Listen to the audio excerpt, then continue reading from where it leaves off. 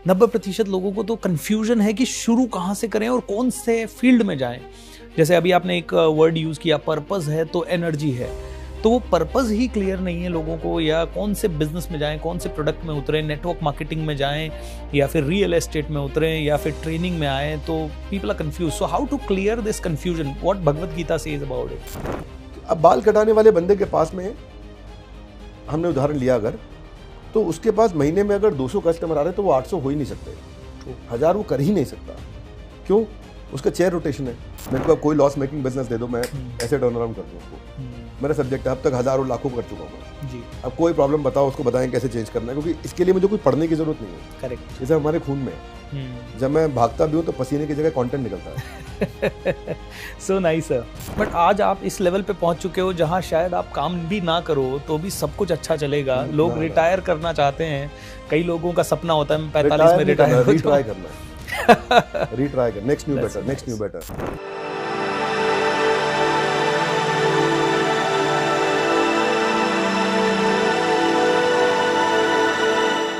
हाय नमस्कार दोस्तों, मैं हूं कोच BSR और आज मैं सुपर एक्साइटेड हूं क्योंकि आज हमारी इंडस्ट्री के एक बहुत बड़े बादशाह हमारे साथ हैं, डॉक्टर विवेक बिंद्रा।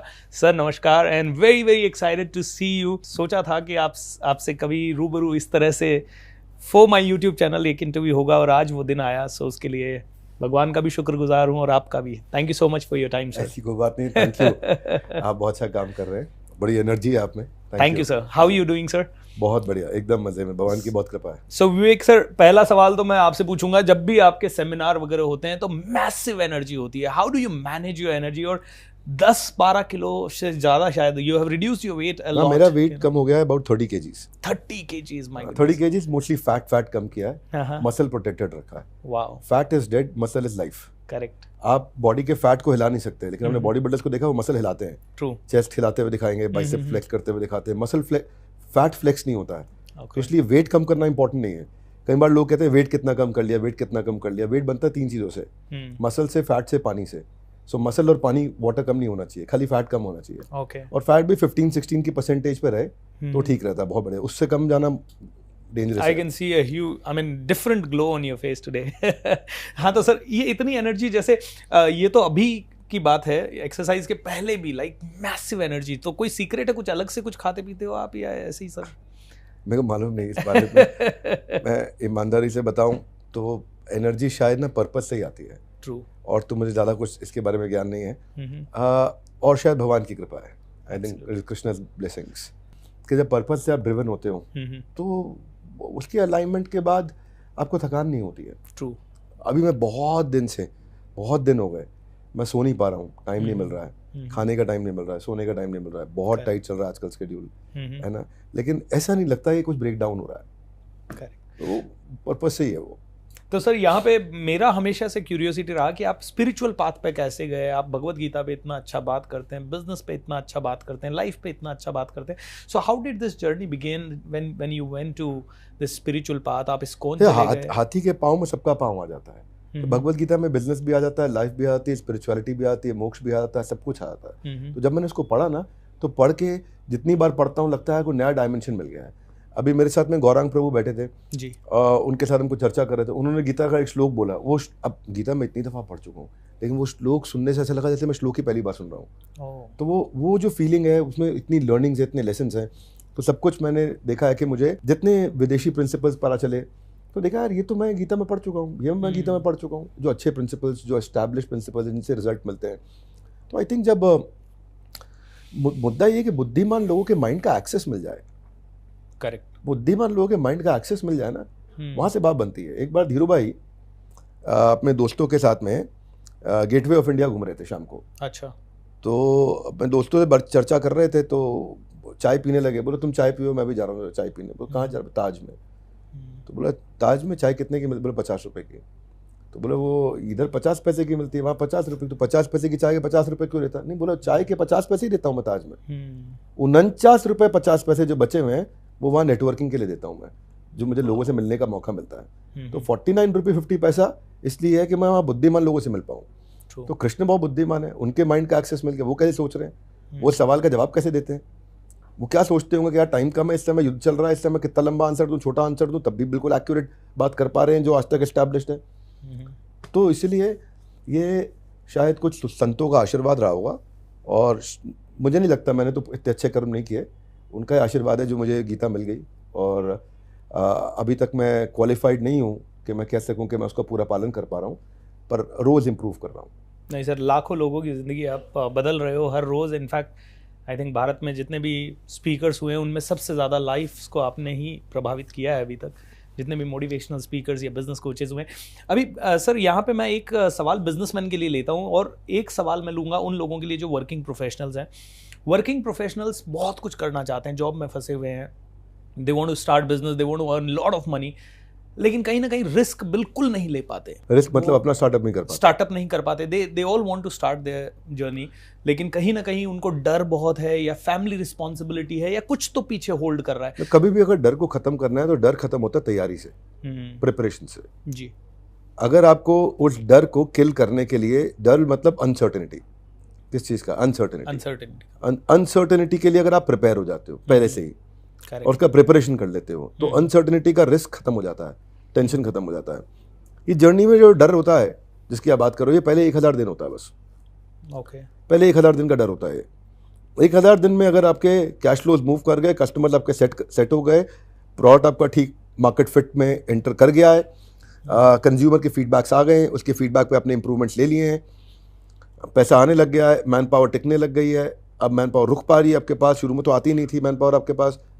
वो 1000 दिन की जर्नी हमने उसको बड़ा फोकस में रखा है कि उसके 1000 दिन की जर्नी को हम ठीक रखें, करेक्ट, कि उसको एक लॉन्च मिल सके। अच्छा, इसीलिए हमने लाए थे my launchpad, entrepreneur launchpad, जिसमें आज हम जो चर्चा भी कर रहे हैं, बैठे हैं यहाँ पे, वर्ल्ड लार्जेस्ट एंटरप्रेन्योरशिप इवेंट। दोस्तों 30,000 लोगों का इवेंट है ये, 23 और 24 सितंबर को दिल्ली में है, इंदिरा गांधी स्टेडियम में। आप में से कौन कौन आ रहा है नीचे कमेंट कर दीजिए। इसी वक्त आना ही है, क्योंकि ये इंडिया का पहला ऐसा इवेंट हो रहा है जहां 30,000 से ज़्यादा लोग एक साथ डॉक्टर विवेक बिंद्रा और बहुत सारे पावरफुल लोगों से सीखेंगे कैसे अपने एंटरप्रेन्योरशिप जर्नी को आगे ले जाया जाए। तो ये जो हमने इसका एक थीम रखा है, इसको एक आइडेंटिटी दी है जी। आइडेंटिटी है माई लॉन्च पैड।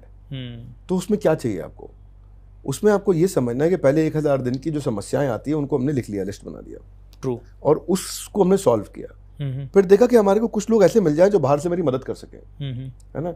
इसको मैं बोलता हूँ ideal, integration, delegation, elimination, automation और लिबरेशन। तो ये अलग अलग स्टेजेस होती हैं, कब चीज़ों को इंटीग्रेट करना है, किसको डेलीगेट करना है, किसको ऑटोमेट करना है, किसको आउटसोर्स करना है, विच इज लिबरेशन। तो क्या काम की चीज़ नहीं है उसको एलिमिनेशन। तो ये इसके लिए हमने क्या किया, वहाँ एग्जीबिशन भी तैयार कर दिए। अच्छा, बाहर ऐसे उस एग्जीबिशन में बहुत से ऐसे लोग बैठे हैं जो एंटरप्रेन्योर्स की मदद करते हैं। हर तरह के कंसल्टेंट्स हैं, हर तरह के कोचेस हैं। आपको टेक्नोलॉजी वाले लोग बहुत मिल जाएंगे जी। आपको मोबाइल एप्लीकेशन बनानी है, आपको वेबसाइट तैयार करनी है, आपको लीगल कॉन्ट्रैक्ट्स तैयार करने हैं, आपको मार्केटिंग करानी है, आपको कुछ भी करना है, आपको आपके मन में मैं किसी की फ्रेंचाइजी ले लेता हूँ, ऐसे भी लोग मिलेंगे। ओके, तो वो एग्जीबिशन भी रखी है, अंदर आएंगे सब यही चीज़ें सिखाएंगे।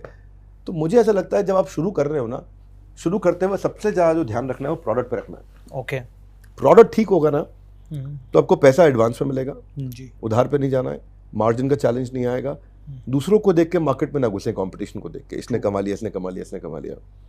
बची हुई बर्निंग प्रॉब्लम जो बची हुई है जो अभी तक अनसॉल्व्ड है, उसको उठाएं और उसमें फीडबैक लें कि ये अनसॉल्व्ड मैं सोच रहा हूँ, कस्टमर के लिए अर्जेंट है कि नहीं है वो भी देखना है। एब्सोल्युटली, अनसॉल्व्ड तो है लेकिन कस्टमर के लिए अर्जेंट नहीं है। अब चांद की प्रॉब्लम वहाँ रेजिडेंशियल उसकी कैपेसिटी कैपेबिलिटी बिल्ड करना अनसॉल्व्ड है लेकिन अर्जेंट नहीं है। Nobody wants to go there, true, है ना। तो उसका अडॉप्शन आएगा ही नहीं। तो अनसॉल्व्ड भी होनी चाहिए और अर्जेंट भी होनी चाहिए, बर्निंग प्रॉब्लम होनी चाहिए। तो जब तक वो प्रोडक्ट मार्केट फिट में नहीं एंटर करेगा, मार्केट रिस्पॉन्ड नहीं करेगा, आपको फिर पुश सेल्स करनी पड़ेगी बहुत। अब सर यहाँ तो इशू आता है कि जब वो बिजनेस शुरू कर देगा तब इशू आएगा कि मार्केट क्या है, प्रोडक्ट क्या है। 90% लोगों को तो कन्फ्यूजन है कि शुरू कहाँ से करें और कौन से फील्ड में जाएं। जैसे अभी आपने एक वर्ड यूज़ किया, पर्पस है तो एनर्जी है, तो वो पर्पस ही क्लियर नहीं है लोगों को, या कौन से बिजनेस में जाएं, कौन से प्रोडक्ट में उतरें, नेटवर्क मार्केटिंग में जाएं या फिर रियल एस्टेट में उतरें या फिर ट्रेनिंग में आएँ, तो people are confuse. So how to clear this confusion, what Bhagavad Gita says about it? देखिए, इसमें बड़ा इंपॉर्टेंट चीज़ है कि जो पोटेंशियल होता है वो इंडस्ट्री में नहीं होता है। ट्रू। जो पॉसिबिलिटी है, जो अपॉर्चुनिटी है, opportunity is not in the industry, opportunity lies in the reason for customer to switch. थोड़ा मैं समझाता हूँ उसको। एक तो पहले देख लो, जो मैं हमेशा ही बोलता हूँ, जो आपको आता है, जो आपको भाता है, जो बाजार चाहता है, जब आदमी वो करने जाता है तो इतना पैसा आता है, संभाला नहीं जाता है। तो पहली चीज़ तो ये बेसिक एनालिसिस कर लो, आपको आता, भाता और बाजार क्या चाहता। ट्रू। ये समझ लो आप। शुरुआत वहीं से होनी चाहिए। पहली शुरुआत ये मत देखो अपॉर्चुनिटी कहाँ है। अब मान लो मेरे को तो यार मैं लड़की हूँ, मुझे मेकअप करना अच्छा लगता है, मैं मेकअप की इतनी नॉलेज हो चुकी है, मैं अपना मेकअप स्टूडियो खोल सकती हूँ, वहाँ से शुरू करो आप। ओके। लेकिन कस्टमर आपके पास कैसे आएगा? कस्टमर आएगा, कस्टमर को वो रीजन देना पड़ेगा कि वो दूसरों को छोड़ के आपके पास आए। तो अपॉर्चुनिटी मेकअप में नहीं है, opportunity reason for customer to switch में। What reason are you defining? कैसे आप कॉम्बो कैसे पैकेज करोगे? याद रखना, फिजिकल बिजनेस में हमेशा रिपीट कस्टमर काम आता है, डिजिटल बिजनेस में हमेशा लो वैल्यू ट्रांजैक्शन, क्योंकि वो उसमें आप स्केल कर सकते हो। तो फिजिकल बिजनेस के अंदर कस्टमर का वॉल्यूम नहीं बढ़ेगा, कस्टमर का वैल्यू बढ़ सकता है। ओके। ऐसे समझो आप, पुणे में जहाँ पे आप बाल कटाने जाते हो, वो कितना भी अच्छा बाल काटता हो, उसके बाद 10 किलोमीटर दूर से लोग नहीं आएंगे उसके बाद। ट्रू। जो भी आएंगे 1, 2, 3, 4, 5 किलोमीटर, 7 किलोमीटर में आएंगे, ज़्यादा से ज़्यादा 10, उससे ज़्यादा दूर से नहीं आएंगे। अब 10 किलोमीटर की पॉपुलेशन डिफाइन हो गई है। ऐसा आदमी फ्लाइट लेके नहीं जाएगा उसके पास में कि मैं आ रहा हूँ मुंबई से पुणे तक से बाल कटाने। कितना भी अच्छा हो, मुश्किल है वो होना। बिल्कुल। तो उसका मतलब क्या है? उसके पास कस्टमर का वॉल्यूम नहीं बढ़ेगा, उसको इतना इंटेलिजेंट होना कि इसी कस्टमर से वैल्यू बढ़ जाए। ट्रू। समरी ये है कि the opportunity lies in a reason that you can define for customer to switch. Customer switch होकर आपके पास आ जाए, कॉम्पिटिटर का कस्टमर आपके पास आ जाए। वो कब आएगा? जब एक कंज्यूमर के पास रियल रीजन होगा। वो रीजन को डिफाइन करना है, वो रीजन डिफाइन करना है आपने। और दूसरा चीज मैंने ये समझाया कि अगर फिजिकल, दो तरह के बिजनेस मान रहा हूं मैं, फिजिकल या डिजिटल। फिजिकल में दूर से कस्टमर नहीं आता है, तो कस्टमर का वॉल्यूम नहीं बढ़ता। आपके कस्टमर से केवल वैल्यू बढ़ा सकते हो। एब्सोल्युटली। यानी कि अगर एवरेज ट्रांजैक्शन वैल्यू कस्टमर का 300 रुपए पर कस्टमर था पर ट्रांजैक्शन, उसको 600, 900 या 1200 कैसे कर दूं? करेक्ट। दूसरा चीज, उसका repeat transaction, let's say frequency of transaction कैसे बढ़ा सकता हूँ? वो क्या हो गया? पहले मेरे पास साल में 6 बार आता था, मैं क्या करूँ कि साल में